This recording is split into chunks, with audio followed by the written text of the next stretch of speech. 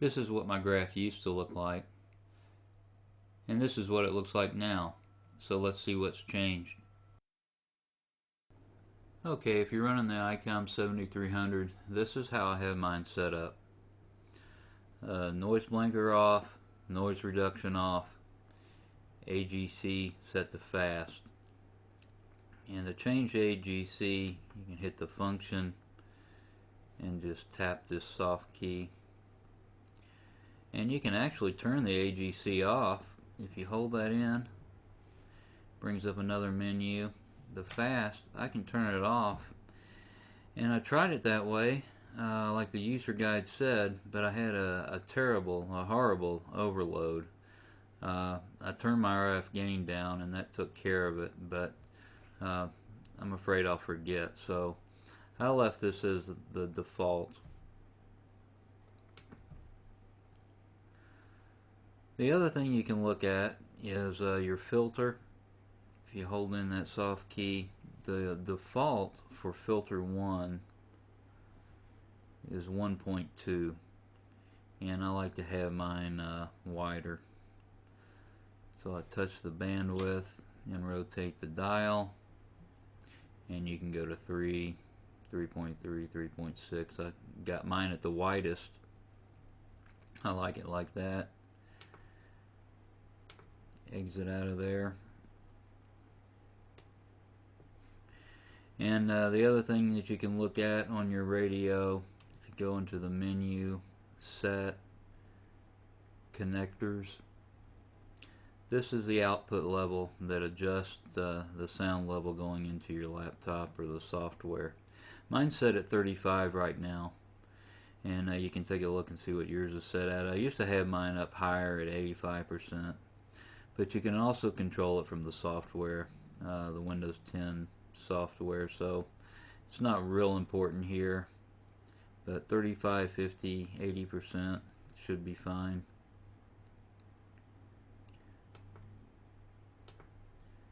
So that's the way my radio is set up, the 7300. And next we'll go over and take a look at the software. Okay, now we're over at the software. And one of the first things that you can do is go in and set the base level. And to do that, you want to be on the dummy load. And what we're going to do is set this scale over here. I'm on the dummy load, and according to the user guide, we should be at about 30, and I'm up at about 50 right now. And this slider should be right around the center, which it is. But I need to adjust this, and you can adjust it through the radio like I showed you, the output in the connectors menu, or you can go into Windows and the recording devices, and this is the USB audio codec. Select it, properties, and then level, and mine's up at 79 right now. I was doing something else and adjusted it, so now I have to go back and fix it. Need to drop it down. As soon as I drop it down, it starts to lower this meter over here, and we want to be right around 30, so that looks good. Okay, so we set the base, and I'm going to switch over to my antenna so we start seeing some signals. And this looks pretty good here.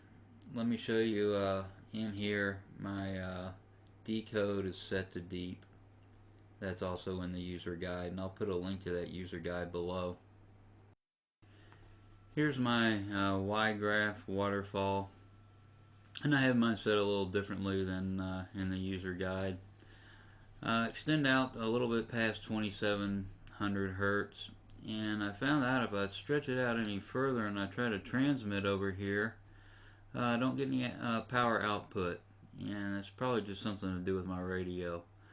So to remind myself of that, I leave it at about 2700, a little bit further than that. And I start at 200 Hertz. The bends pixel over here, I have it 4. That works for me. It makes it look good to me. And I like mine to scroll a little bit faster, or a lot faster than they have in the user guide. You can change this later, but for the purpose of the video, we want to see it scrolling. The higher you go, the lower it scrolls. I'm using the Digipan Waterfall, and I like Digipan and I like the default. Either one of those work really well for me. I have flatten checked and cumulative set. And these two sliders, the waterfall gain and the waterfall zero, these sliders are really touchy, and mine are just about in the center. And if I move them slightly to the left or right, it really changes the waterfall. This is the spectrum scope, and I like mine at about 25. You can knock it down so it's smaller, not quite as tall, but I leave mine at about 25. Smooth it set at 1. It's grayed out. So that's it for the waterfall.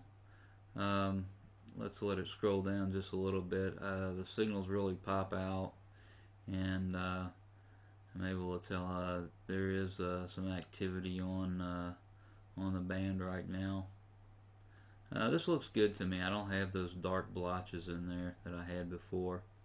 And it was really the radio, the settings in the radio that created that. I had the noise blanker on and noise reduction, and that really affected this.